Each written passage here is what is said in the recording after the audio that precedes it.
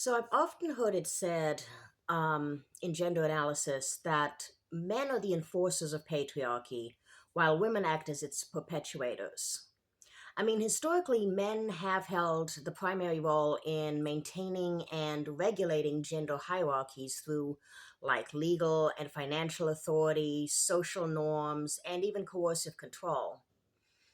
Women, however, consciously or not, frequently reproduced patriarchal values by internalizing misogyny, engaging in social gatekeeping and respectability politics, and policing other women's behavior, especially that of younger women. Now, patriarchy is a social system that privileges men in leadership, authority, and moral standing, although it also oppresses and hurts them in many ways. But that's another video. From ancient kinship networks to the modern day, patriarchal structures have taken many forms throughout history, manifesting in property laws, labor divisions, religious codes, resource allocation, media, and education. Socialization plays one of the most powerful roles in sustaining these hierarchies. From early childhood, people internalize gendered norms that shape their identities, behaviors, and perceptions. As they grow, these expectations influence what individuals perceive as acceptable or desirable, guiding key decisions in later life. Both men and women absorb these norms and may enforce them either consciously or unconsciously through daily interactions, thereby perpetuating gender boundaries. Even powerful women have traditionally obtained or maintained their status by operating within the patriarchal frameworks of their societies. This has led many women to participate in reproducing the social inequities and inequalities that they themselves have experienced. Such participation is not necessarily driven by malice, but by social pressures, notions of normality, fear of exclusion, or the belief that alternatives are limited or non existent. Male reinforcement of patriarchy often takes more formal institutional forms: legal authority, religious domination, access to resources, and control over economic and political hierarchies. Media and artistic representations frequently reinforce these hierarchies and gender boundaries, glorifying masculinity while diminishing or infantilizing femininity. When women perpetuate patriarchy, it often takes subtler forms, rooted in social and interpersonal regulation. Examples include gatekeeping within communities through respectability politics or determining who qualifies as feminine. Women may define womanhood through standards related to dress, sexuality, ambition, and marital or maternal status. Internalized misogyny can lead some women to distrust female authority figures or to resort to victim blaming when hearing of another woman's suffering. These beliefs sustain the notion that patriarchal norms are natural or deserved, and that stepping outside of them is abnormal or dangerous.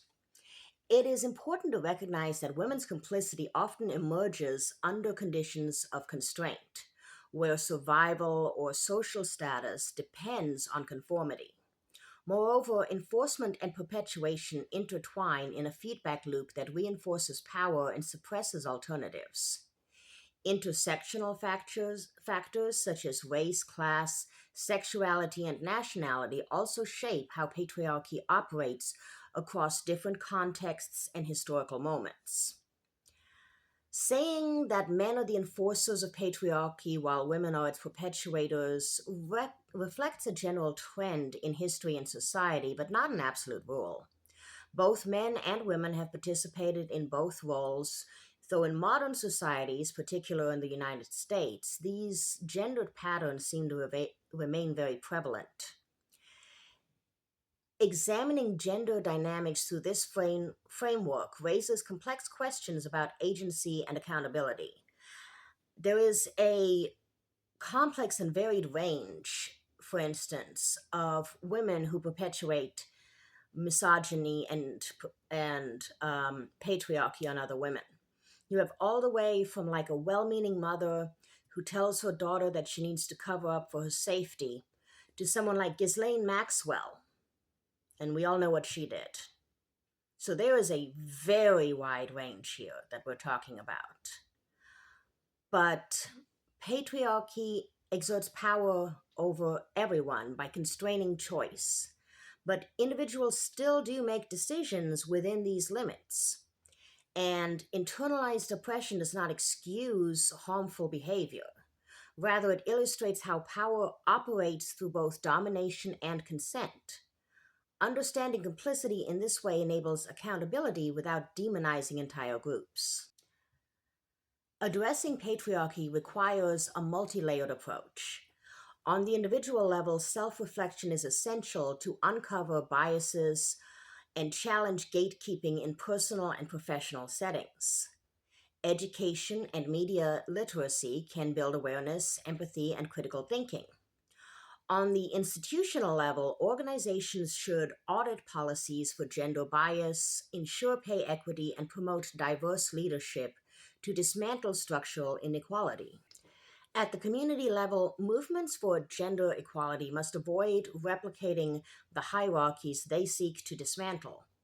Listening to marginalized voices, acknowledging internalized sexism, and fostering safe spaces for dialogue are crucial steps towards solidarity and collective liberation. Ultimately, patriarchy is not simply the result of male dominance, but of collective participation, both active and passive, in social structures that reward conformity and punish dissent. These hierarchies endure precisely because people of all genders internalize their logic.